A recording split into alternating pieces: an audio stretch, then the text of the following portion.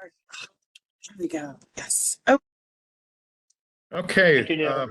sure. Thanks everyone for your time tonight. Sorry for the technical glitch that started us a little late.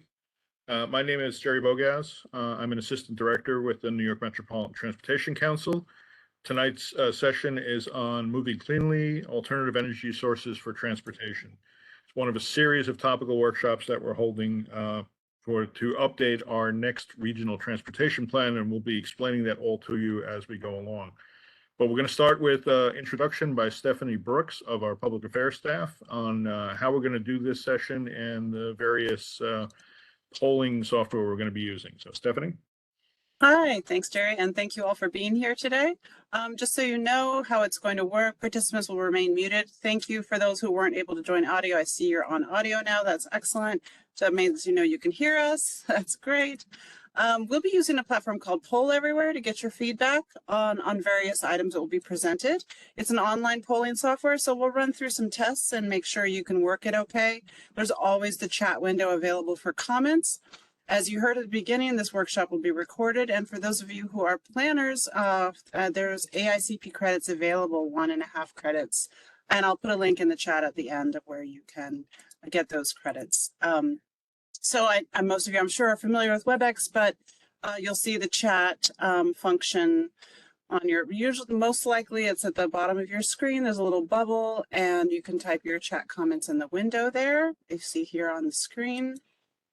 And just a little bit about what our evening will be like today. I'll do, there'll be a brief intro just about NYMTC that Jerry will start us off with. I'll test our Poll Everywhere software, and we'll get a sense of where you're calling from and your organization. We'll have a brief some information about alternative energy options in the NYMTC region. And then we will be polling throughout that process on your thoughts about the materials we've been presenting, and then the AICP credit information. So Jerry, take it away. Let me know when you want to advance the slides.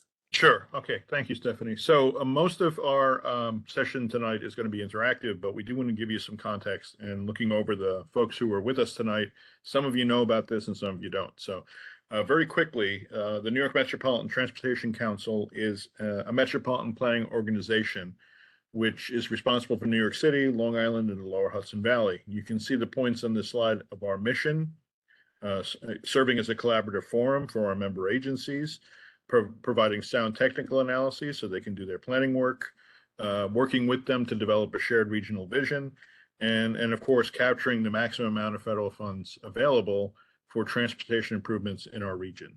Next slide, Stephanie. So what's important to understand about NYMTC is a regional council, and it's made up of member agencies. There are over 400 of these councils throughout the country in metropolitan regions.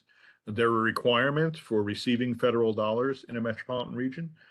So we're not unique, but we are, in fact, fairly unique in our region. If you look at this particular slide in the upper left, we have 5 suburban members, 5 county executives from Westchester, Rockland, and Putnam counties to the north, and Nassau and Suffolk counties to the east. And we also have on the upper right-hand side, we have our other voting members, 2 New York City representatives, the director of the New York City Department of City Planning and the city's transportation commissioner. Under that, we have the state's transportation commissioner, and below that, we have the CEO of the MTA. So those are our voting members. The line below that are our advisory members. There are 7, including New Jersey Transit and the North Jersey Transportation Planning Authority from Northern New Jersey, the Port Authority of New York and New Jersey, New York State Department of Environmental Conservation, and 3 federal oversight agencies. So together, this is what makes up NYMTC. And I am staff to NYMTC, as are my colleagues on the call tonight. We work with the member agencies to perform the planning process. Next slide.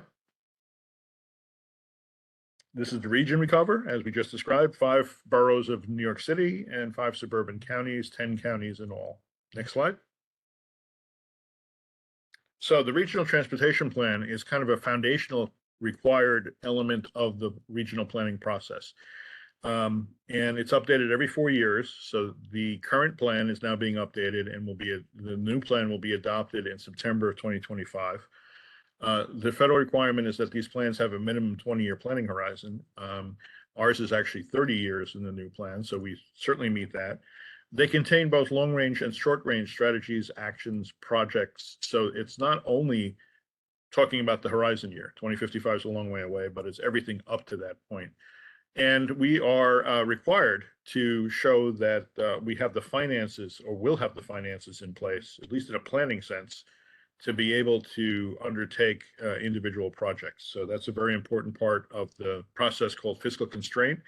And it really confers eligibility. We have to essentially demonstrate to the federal government that certain projects will be able to be accomplished from a fiscal perspective. Next slide.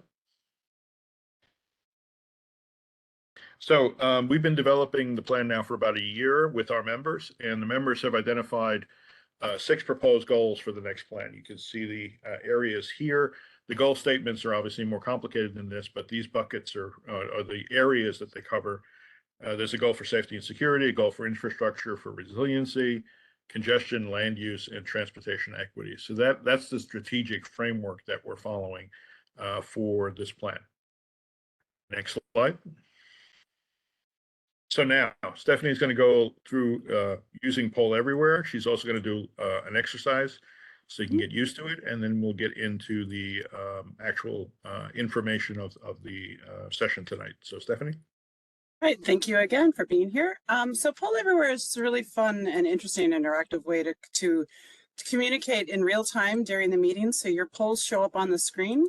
If you'd like to participate, you could just open your browser and you go into whatever browser you're using, if it's on your phone or if it's on your laptop. I'll put the link in the chat. WebEx sometimes asks you if you want to leave your screen and go into the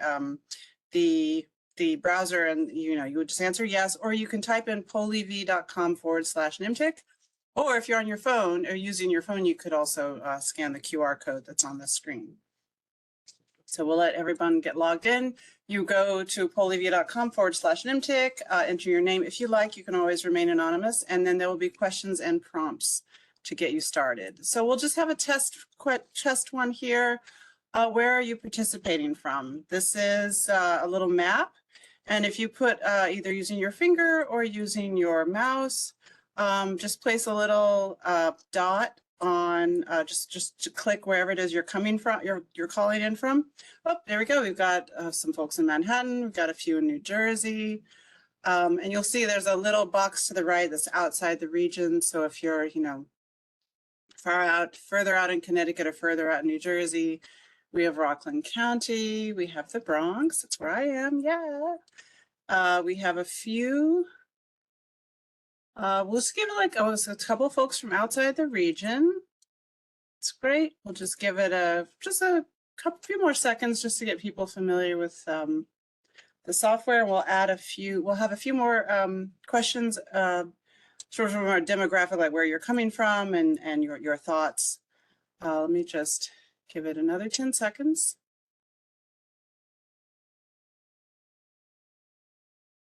Okay. And then this is just, are you representing an organization today? You'll see your answer will show up on the screen again in real time. Are you private citizen? I see a private citizen here. Are you consultant group? Perhaps you're with a state or federal or local government. Are you community group or an advocacy group? Service provider, that could be anything from, any transportation service provider of any kind. Just give that just maybe another 20 seconds or so. Looks like we have a lot of private citizens. That's great. Great to get your feedback. Definitely, we do have an issue in the chat pod with getting into the website. Okay, can't get into the website. Okay. So the Pollev, just typing in pollev.com and then /NYMTC. It could be that when you're clicking it from WebEx, it sends you to a screen where you're supposed to click yes, you want to keep moving further. Maybe you can type the address in. Yeah, she did. Okay. Though you can't get in even if you typed it in. It is weird. It is open. I have it. It's open and people are accessing. Oh, we got it. Great. Wonderful. Okay, excellent. Thank you so much. Great. That is great news. Thank you. That's why we have these sort of intro polls to get people familiar with the software, because we'll be getting some more technical questions later on. But Stephanie, I just want to point out to everyone that if for some reason you can't respond in the poll everywhere to anything, or you just wanted to be more freeform, you can always use the chat bot. We're recording the whole session. So yes, we are. We're recording the whole thing. Okay, I'm gonna have another 5 seconds.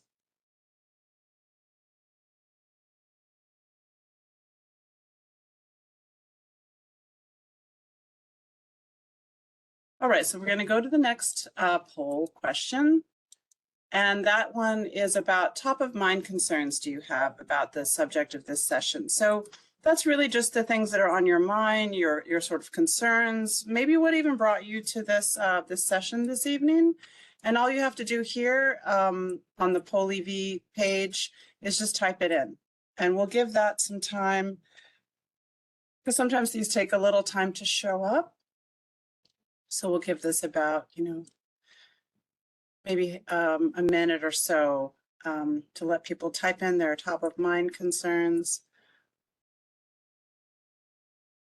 And as Jerry said, you can always put things into the chat, but it's if you want to be able to use the poll, see your feedback in real time, that's great too.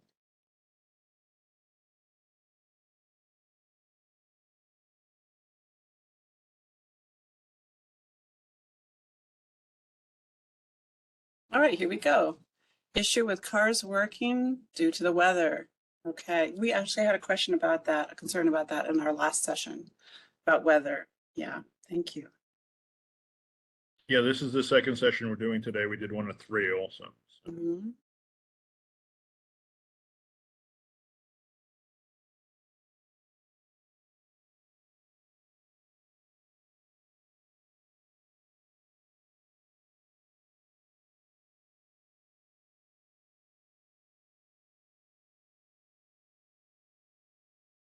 And Mary, I anticipated you raising that issue, so thank you for doing that. Right, locomotives, LIRR, and their freight concessionaire are still using the pollute, right?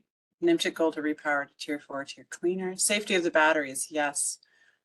We have heard about that. We heard that in the last session as well. Want to find out new policies, future of alternative fuel accessibility. Thank you. It's exactly the kind of feedback we're looking at, or we're hoping to hear.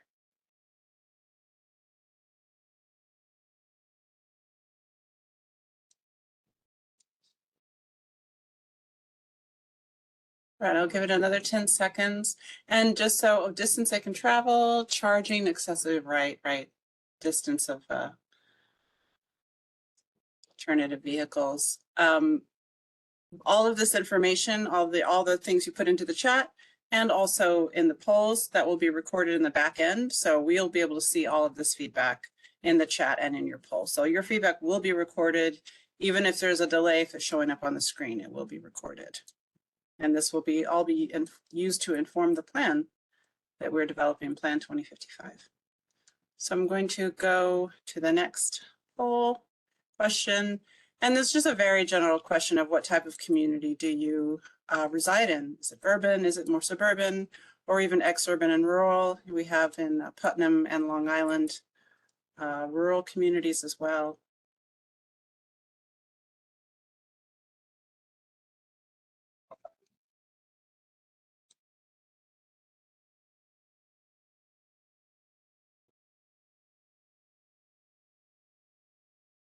There's a comment in the chat in terms of an issue, lack of progress by New York State in developing wind and solar energy. Thank you. Again, this will be recorded, and we will keep this feedback. This won't disappear once we end the meeting tonight. Interestingly, there was an article in the Times today about the relative progress in both wind and solar. That was very interesting. Interesting that you brought that up. All right, I'm going to move to the next slide. And I think now we are going into the meat of the presentation. And Jerry, you can start us off and then we'll have the polls in between. Sure. And we're going to be getting a little more exacting now in terms of the level of information we're asking you. One of the first things, though, is why are we concerned about alternative energy in this particular plan and in our current plan, frankly?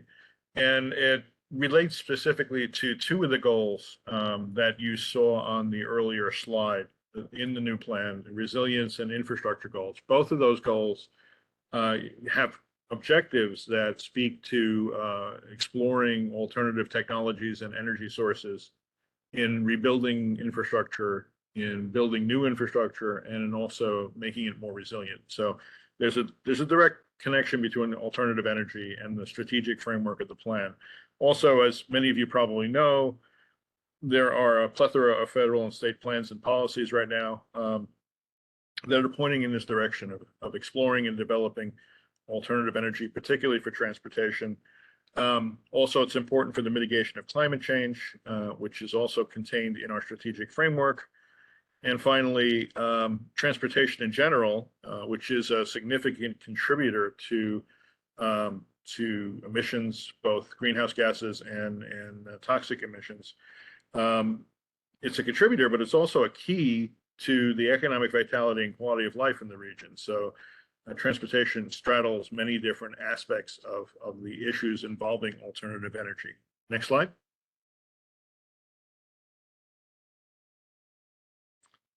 What we're looking at here and considering both in this session and ultimately in the plan are any number of different sources of alternative energy, including electricity, but also looking at different types of fuels. And I think the fuels here, particularly CNG, LNG, and liquefied propane, come into the picture more squarely when you're considering large trucks and the movement of freight. Hydrogen would seem to be down the road a bit, although it is a very promising possibility when combined with electricity and fuel cells.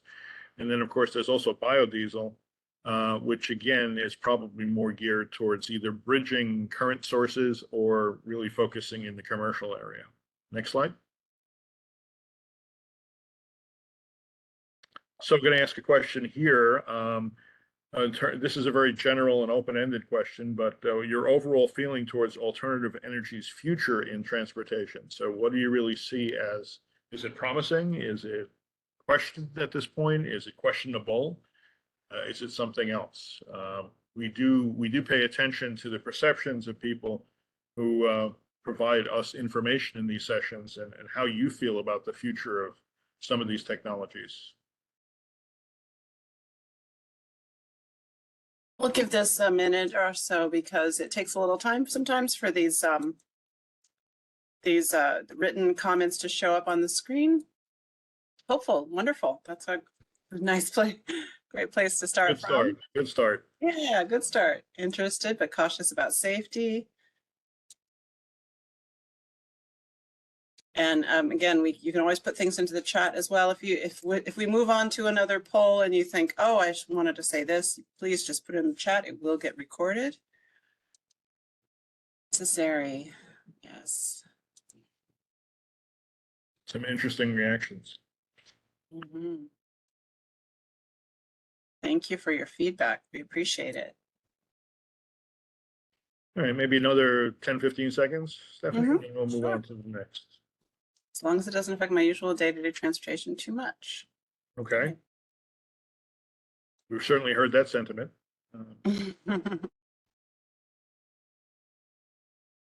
If EV adoption continues, then renewables may be easier to incorporate into transportation system. With Denver's commuter rail system being entirely electric, that is also a plus. Great, thank you. Yes, we do have a participant from Denver. So welcome. There has to be a well-to-wheel analysis to understand the actual climate footprint of alternative fuels. Hard to be plugging into the grid. Locomotives that are hybrid, tier 4 or cleaner diesel and a slug battery is the way to go now for locomotives. It's great feedback. Thank you so much. Yeah. So Jared, I'm going to move on to the next slide. Again, if this doesn't show up on the screen, it will be in the back end. Yes. So now we'll move back into the presentation. The trends in New York State, although New York State does tend to have a relatively clean energy system because of our reliance on hydroelectric, and our ability to bring that in, the per capita energy consumption in the state is actually lower at the same time because we have a very intense transit network in the major part of the state, which is this region and this area surrounding it, which account for 60% of the state's population and a higher percentage of the state's economy. So that does show when you compare New York State to other states. And similarly, the state's per capita energy-related carbon dioxide emissions are consistently lower than any other state. Now, that's not to say that they're low.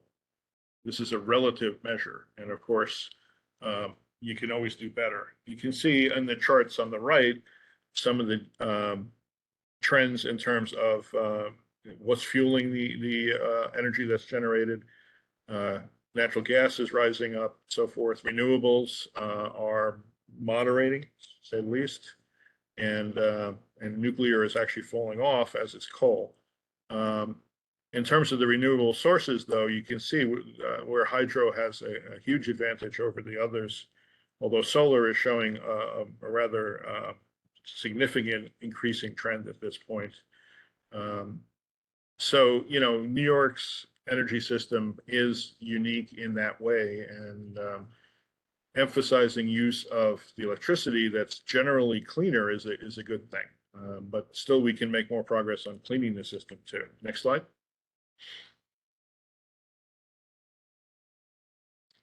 So, not surprisingly, if you're talking about greenhouse gas emissions, transportation is a significant source of those emissions. Although it is going down slightly, still almost a third of the emissions are related to transportation as of 2022. So alternative energy and fuels can certainly mitigate future increases in those emissions, even as the number of trips might grow into the future, which is the other part to the mix. There are state, city, and local initiatives underway for vehicle procurements and so forth, and for infrastructure programs that are changing both the vehicles and the conveyances in the mix for the transportation system, and also the sources of the energy for the transportation system. But there's a very big connection here between alternative energy and climate change for obvious reasons. Next slide.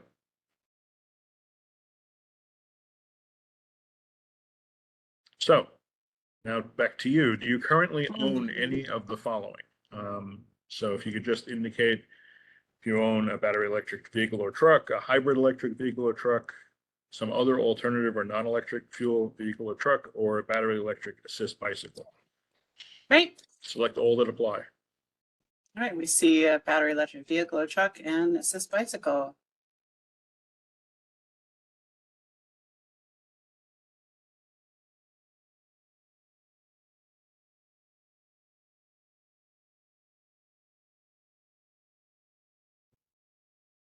And we have a relatively small number of participants tonight, so we may not get a lot of responses here, but it is interesting to see that there is certainly ownership among the people who are on the session. If we are attending via our employers, should we list vehicles our employers have? Sure, you can do that. That's fine. That's our colleague from Denver. So because you're using them, that makes sense. Yeah. Yep. All right, hybrid electric vehicle or truck. Okay. Now the flip side of this is going to be the next poll. So Stephanie.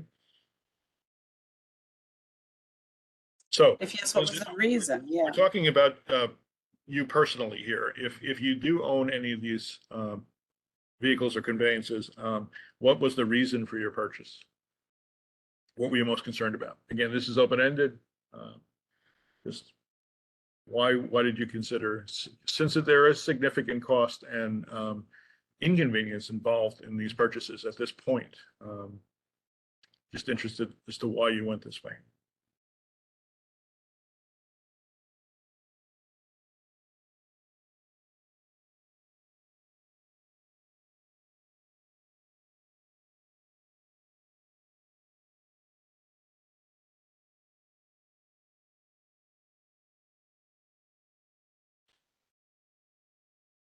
That's interesting. Okay, so this is from our colleague in Denver about financial reasons and never having owned a car. There's another financial reason too. Yes. In terms of when you add all the costs together, the costs actually are lower than gas vehicles of a similar nature. It's also interesting to go back to the Denver comment that, e-bikes do, given the fact that they're, assisted, do expand the range by which people can use bicycles. So an e-bike could be a substitute for, so could a non-motorized bicycle for sure, but e-bikes make that a little bit more convenient.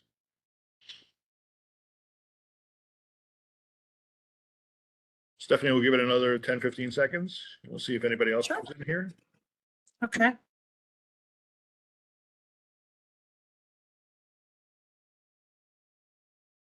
That's true. There are incentives. That's a very good point.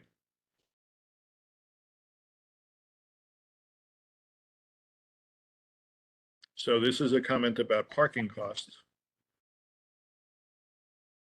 Okay, so there you go. There's another cost well, that's a cost related to owning a vehicle, period, much as opposed to a conveyance like an e-bike, but that's a good point. No tax on EV, that's a good one. Okay, so we're getting a sense of the reasons for your purchase and interesting. That financial cost is very prominent here in terms of the reasons for the purchase.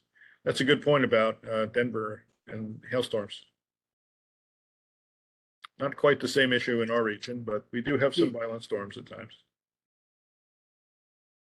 All right, let's move on to the next, if we could, Stephanie. Sure. Now, if you do not have one of those types of vehicles, what would encourage you to purchase one? And it's very possible everyone in the session tonight has one of those vehicles or conveyances. That's possible. But if you don't, for some reason, what would encourage you to consider one?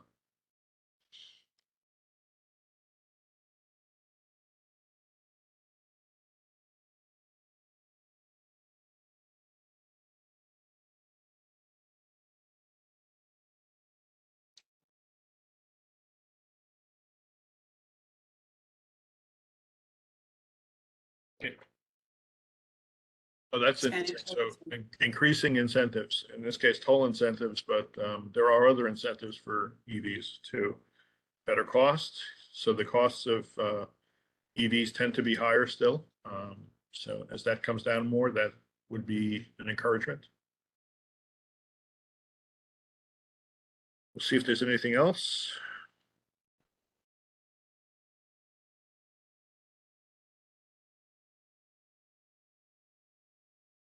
Those are some of the toll incentives on bridges and tunnels for sure. Okay.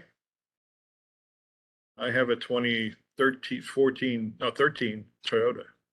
Prius. Great car.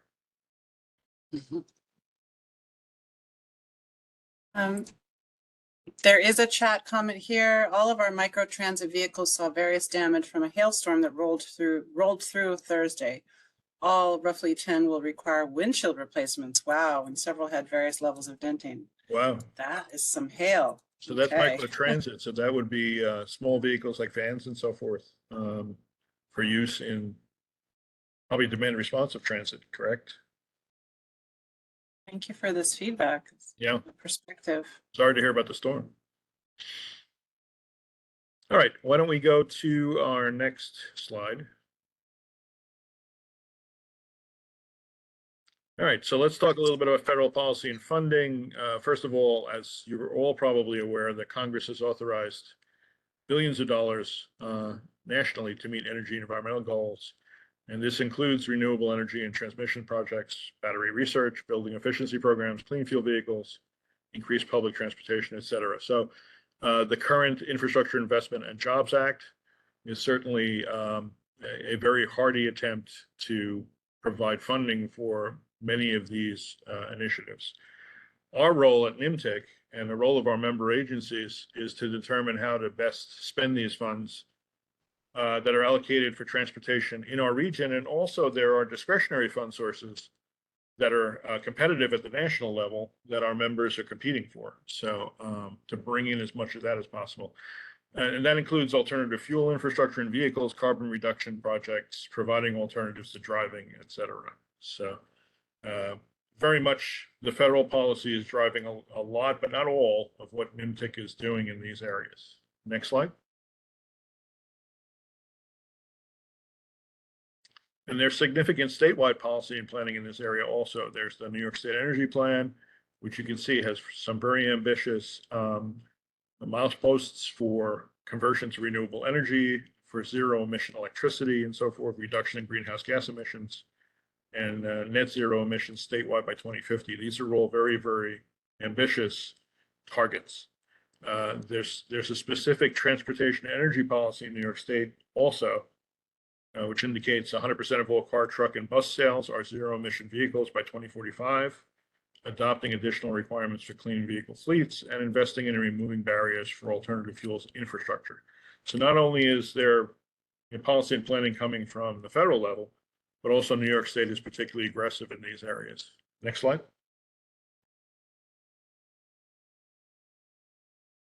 And there are a number of steps along the way. We won't go through this in detail, but this timeline shows that this is not just something where these plans are produced and they sit on a shelf somewhere. There are distinct mileposts, particularly in New York State, in terms of updating and reporting on progress towards these various targets.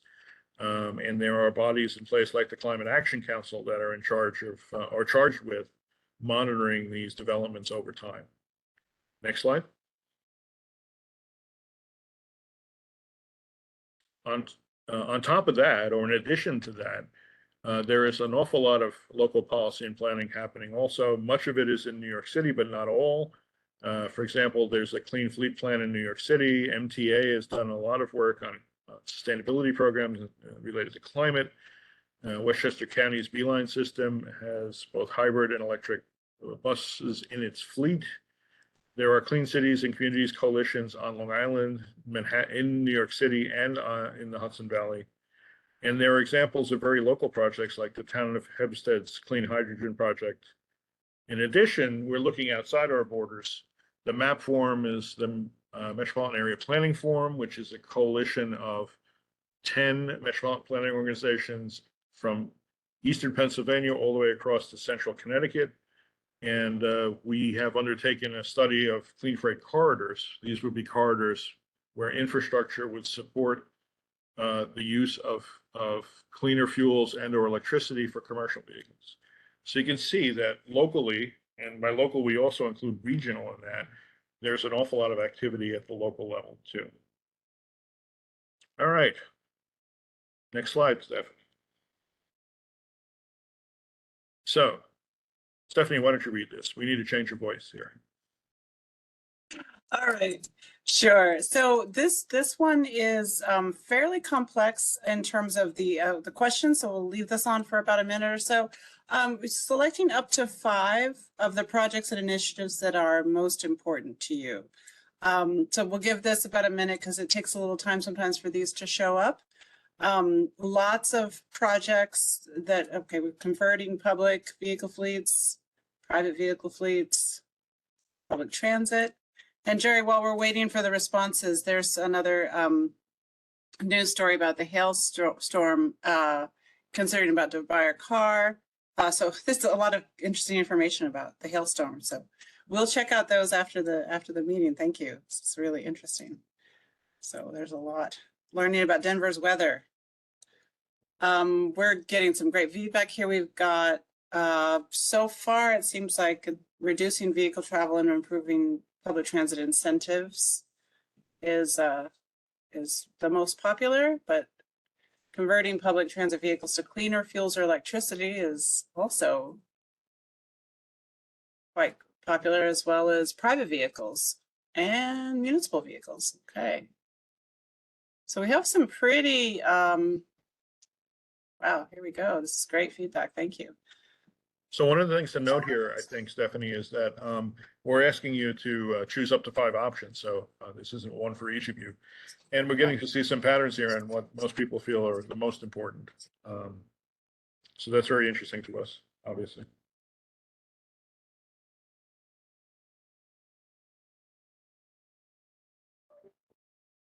So it looks like the alternative energy infrastructure is very important. Conversion to public transit is very important. And incentives for reducing vehicle travel and improving public transit is very important. And that came out pretty high in the earlier session too, the last one. So that's interesting. There's a comment, this could go under other, converting from trucks to marine. This is New York City's plan. Why isn't this on here as an option? Thank you for adding this. This is another option. That'd be great if, for those who choose other, please put in the chat, your questions like we've just heard. Your other, yes. Converting trucks, that's your other. Maybe it'll be a significant other. All right. I think we're pretty much done here. Shall we go to the next? Yes. Now we're moving back into the presentation. So, you know, there is more infrastructure out there than most people think. And I think I found the map to the right to be surprising when I first saw it. But I do have to point out that this is very much scaled down to a very small size. And when you scale up this map, you see that although there are available opportunities for charging and fueling, they're not quite as intense as the map is showing right now because of its small size. But you have both corridors with some facilities, and you have just general electric charging locations that, again, are more than you would potentially think. One of the issues, I think, with this is people find out about where these locations are and how they could be used and by who. So that's a very important part to it. Next slide. There's also a comment in the chat, Jerry, about right now freight rail is dirty transportation, including waste by rail that is uncovered. C and D, despite a new state law saying it has to be covered. This is NYMTC RTP goal as well. Thank you for that. Yes, that is true. And go ahead. I'm sorry, Stephanie. Oh no, just this our next poll. Go for it. So now it's what locations would you choose to expand charging and fueling infrastructure? So again, choosing up to 5 options. We're seeing some great feedback already, super fast. Residential complexes, shopping centers, office complexes, and employment centers. We saw a lot of that this afternoon as well.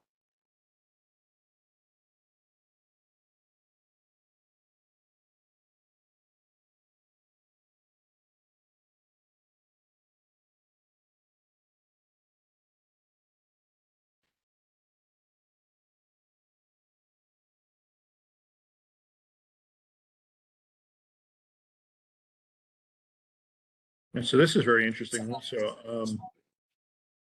We know that the issue of curbside is somewhat controversial in looking at people's reaction to that in New York City, particularly because the city is trying to expand curbside charging. But that's coming up fairly strongly here. And much more emphasis on shopping centers. Interesting. And there's also a comment in the chat. I would love to see more EV chargers at hotels. Great. Okay. That would be, yeah. What's also interesting, Stephanie, is office complexes of employment centers, and that didn't come up as strongly in the earlier, but that's an obvious target also. Yeah. There needs to be also a comment here. There needs to be proper enforcement of curbside parking, i.e. non-EV vehicles. Non-EV vehicles, sorry. Non-EV vehicles, yes. Not easy to say, but a great point.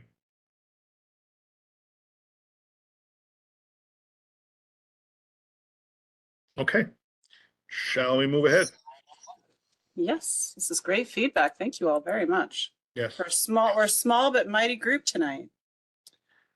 We have now a one answer question on the availability of charging infrastructure in your community. Yeah, and specifically where you live as opposed to a workplace. We're interested in where you live. So for the gentleman from Denver, I think you're a gentleman. For the person from Denver, it would be more where you live rather than where you work. Okay, good and fair so far.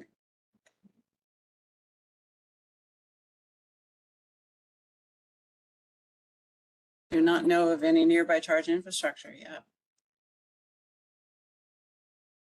There's another comment here. The grid has to have the electricity and distribution capacity to service industries, warehouses, rail yards, and industrial parks. Yes, huge issue, huge issue. Thank you. We're not really discussing the grid in this workshop, but I can tell you that that's acknowledged, and it's a major concern on the transportation side, and it's beginning to be bridged across these very distinct policy silos. So thanks for bringing that up.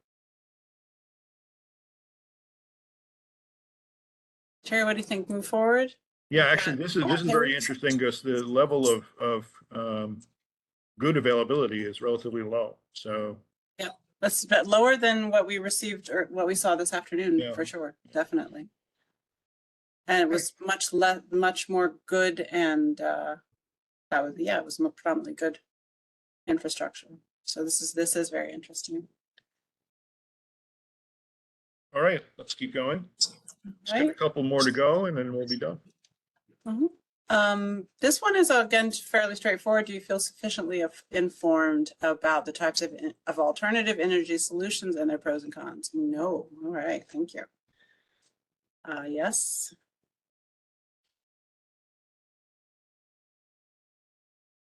I think, Stephanie, just generally the information barrier has been much more prominent in this evening's workshop.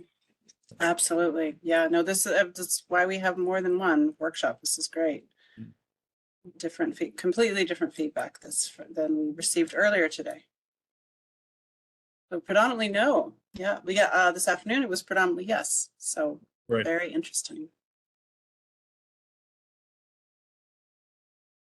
And this is a huge thing. And this is, we're happy you're pointing this out because people in the know, people who work for organizations that work on this all the time, obviously have a lot of information. But we're trying to get to the people who don't do this as a living or aren't familiar. And clearly there are issues with how to get the information about how to use what's out there and where new infrastructure might be developing. Should I move on, Jerry? I think we're, and Yeah, then there's and a question here. It's a dynamic landscape. We are all learning. Yes, Yes, for it sure. is. Excellent, definite chat comment. Even Thank you. For sure. Even us planner types. Yeah. So, all right, keep going, Stephanie. Sure, you got it. And if no, why not? Right. So just if no, you don't feel well informed, why? Yes, that's important. If anything you can share with us here would be very, very helpful. Super helpful. And I think actually the last comment in the chat pod is part of this. It's a dynamic landscape and everybody's learning. So. Absolutely.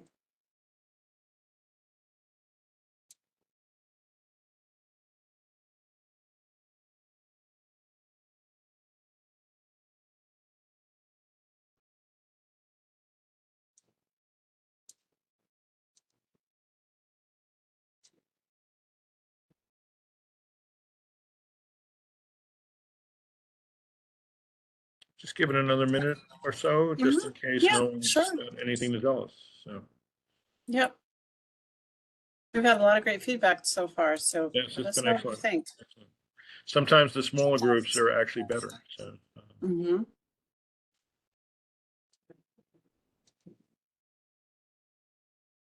Part of it is that I do not work within the field of electrification. Yep. And since I myself do not own an automobile, I have not taken particular interest. Okay. Understood.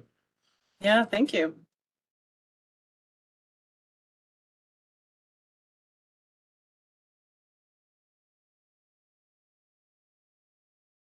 I know just for myself, I'm still trying to figure out what a fast charger is. I have enough hard time with my phone charging it, much less a car. Jeez. Yes. All right, let's move on. Okay, I think we're pretty much towards the end here. so almost, yeah, just a few more slides and I think 2 more questions, I think. Yeah, so this is right. This slide is about all the things that factor into decisions on how to use, whether to go with alternative sources, how to live that way in terms of servicing them and fueling them and so forth.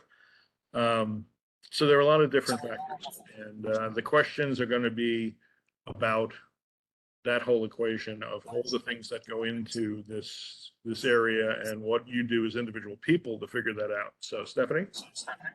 Okay.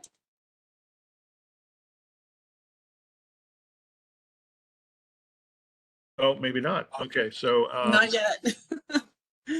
there are a number of advancing technologies that are to be taken into account because things are improving and technologies are addressing some of the issues that we're talking about as barriers. And you can see them here, advances in charging and fueling technology, advances in vehicle technology, and advances in the network in terms of the amount of infrastructure and its interconnection. So these things have to be taken into account. We are doing a long-range plan, and it's important to not only focus on conditions as they are now, but to try to anticipate conditions as they likely will be over the next 10, 15, 20, 30 years. So I think we can go to the next one, Stephanie.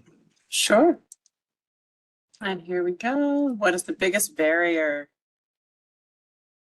To further adoption, that's key. Mhm. So we're looking down the road here. We're not just looking at now, we're looking at down the road. Anything you can provide here would be very helpful. Let's select all that apply. Yeah. And you can always add other into the chat if there's something we haven't covered. Type it into the chat under other. Getting a lot of lack of alternative energy infrastructure, fuel production, lack of information, lack of support from policymakers.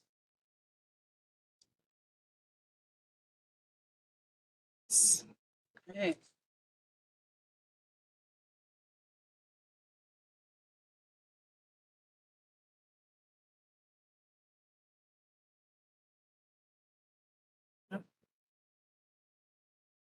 Interesting.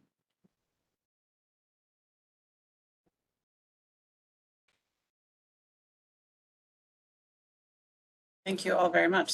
For the other, if you could just maybe put in the chat your thoughts about that barrier that isn't listed here. So just let us know. That would be super helpful. So there's significant concern here about the ability of the electric grid to develop in concert.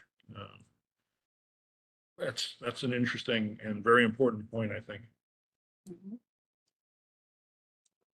Okay, there's a chat question, a chat comment. Many are likely to view EVs as more inconvenient, focusing on how filling a gas tank is quicker than charging a battery, while ignoring the fact that one cannot fill their gas tank as they sleep or as they work. And then another uninformed opposition as a barrier. Yeah, well, that's sort of a barrier whenever you have any kind of significant change too, but certainly it is here. So, okay. Should I move on? Yeah, let's go. Let's move on. I think this is the last. Yep, this is the last poll question. Oh, there was another one here. Lack of batteries with the energy density and charging time to power the heaviest vehicles. That's another barrier. And that's coming, you know, the technological section, I think, is going to, that's all part of the development. And we do have to anticipate that battery infrastructure will be improving over time also in a number of different ways. So if there's any last thing you have not been able to say before, please add it here. Also into the chat, we're saying, I would also mention the accuracy of anticipated battery range. Okay, thank you.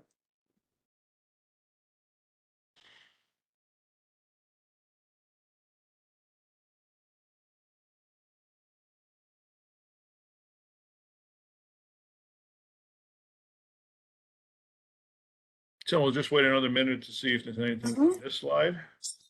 Oh, someone raised a hand. The Denver DOT. Did you have, did you want to, anything, may I come off mute? Yes. Question, let me just see if I can, oh, hopefully I've muted you. Something. Does it work? Oh, great. Yeah, I just wanted to clarify what I meant regarding the battery range or anticipated battery range comment. What specifically came to mind for me is when I took my AICP exam, I went to a testing location that's about a 3-hour or about 200-mile drive away from me, just because it gave me an extra week of time to study. For environmental reasons, the only way I could justify that was in renting a Tesla on Turo. And so when you put into the navigation, I don't know how many folks have driven a Tesla, but when you put into the navigation where you're going, then it'll tell you where to stop along the way to charge at supercharger locations, which is neat. Basically, it told me to stop once before I got to the testing location, and then after the testing location, stop somewhere else, and then stop one more time before coming back to Denver. And what ended up happening was I was probably about 15 or 20 miles from the testing location, and I didn't have time to turn back or anything like that. And it turned out that I did not have, or basically it was like, hey, actually, you don't have enough charge to get to that next supercharger, because yeah, I see your face. It turned out all right because the owner of the vehicle had also provided a charging adapter that allows it to use, for example, charge point chargers. They're just a lot slower.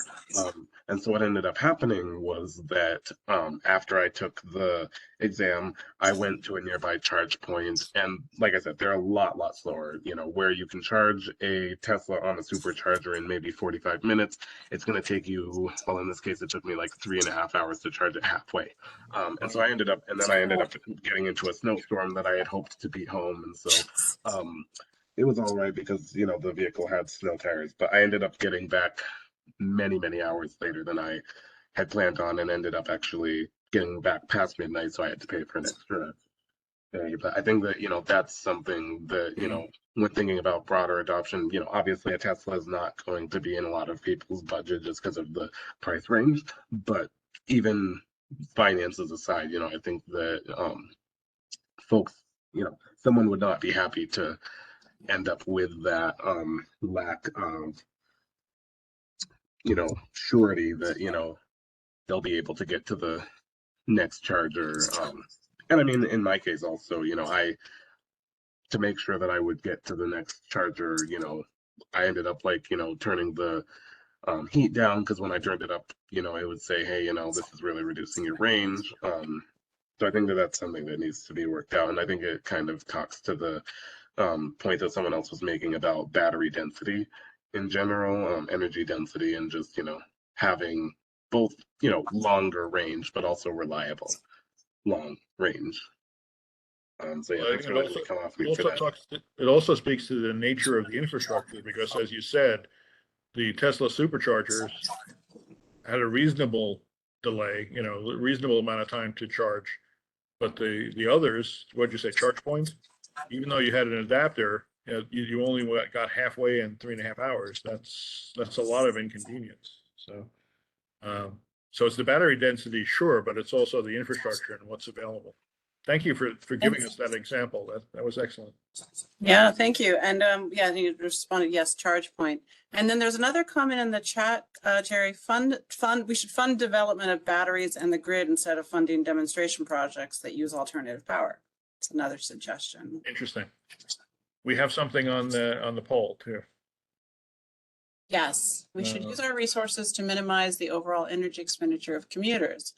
Public transportation expansion, decarbonization, electric conversion, creating local environments that won't require people to travel as far for their wants or needs, more of a zoning issue, and showcase true and total cost of older technology costs versus current technology. Yep. Awesome. It's an excellent point. And it shows that, you know, alternative energy for transportation is hooked into everything. It's not just how many chargers you have or even, you know, what the vehicles are like. It's also where do people need to travel, and what's the nature of the region that they're traveling in. So excellent point. Thank you for that. Thank you. All right. All right. I think So- we may be Folks pretty are much at the next. end here, right, Stephanie? Yep. So I'm going to put our, we have, there's a whole website for this plan, Moving Forward 2055. So please take a look, check it out. I put the link in the chat for Moving Forward 2055. We have other topical forums coming up on other subject matters. And there's lots of interesting ways that you can view how we've been getting involved before. Previously and also in the future. And here is the link for the AICP credits. I'm putting into the chat a link to the actual APA website that shows this event, and you can actually log your credits from this page here in the chat. Oh, one more comment here. My hometown in northeastern Vermont sat in the path of totality for the April eclipse, and the blink charger in my hometown was in use all day. I also rented a Tesla, so I ended up slow charging at my parents' house, which is even slower. It was charging, lots of charging. I guess we couldn't use solar because there was no sun for that time. That's right. So well, too bad. Like use the eclipse charging isn't going to work. Stephanie, Right, we have a minute or two now. If anyone has a question, if you wanted to raise your hand, Yep. We can take that. Yep, and we also have, there's another chat comment here. Anecdotally, I will say that I was impressed by the number of EV chargers I saw at the Brossard station while visiting a friend in Montreal. Great, thank you. Great. Okay, so yeah, if anyone would like to say anything else or, oh, another comment here. 150 chargers at that station, I think the Brossard, the Montreal station. Great. But I think a lot of what we're hearing now is, I showed you the map with the dots all over it for where chargers are located, but there are questions about what kind of chargers are those, how long does it take to charge? Are there any fees associated with those chargers or limitations on who can use them? That's all part of the mix too. That goes into the information barrier in many ways. It's a question here in the chat. Yeah, when will the RTP freight appendix be available for public comment? Right, so we're going to be finishing up these topical workshops by the end of June. We have 2 schedules for next Tuesday, and then we're skipping a week, and then finally 2 more. The last 2 will be the last Tuesday in June. At that point, we're going to be turning to drafting in earnest big chunks of the plan. So we hope, Mary, that by the early spring of 2025, we'll be releasing drafts for public review. We also have to do our air quality conformity analysis at the same time for the new plan, and we're updating the tip. So there's a lot of information that's going to be coming out in hopefully the early spring of 2025, and there'll be a full public comment period related to the plan at that point. And if you want to sign up for emails for NYMTC to receive information about when that's published, let me just send you the link in the chat of where to do that. I'm just going to try to find it, Jerry. Give me 1 second. Sure. There is a link for signing up for updates. As you're doing that, I'll just say that again, we appreciate your time tonight and the information that you provided.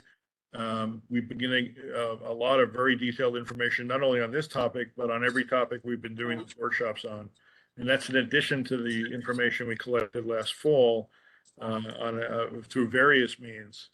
So we've really been hit the muzzle load, so to speak, when it comes to what people are concerned about and what their perceptions are about transportation in a number of topical areas. So we appreciate your time spending with us, yes, away from your evening. You should have also received a notice about the upcoming workshops through the end of the month. All right. So having said that, thank you so much for your time tonight, and have a great evening. And we hope to hear from you on some other topics in the future. Yes. Thank you so much. In the chat is the Get Involved link. So we appreciate all your feedback and participation. Thank you. Okay. Good night, everyone.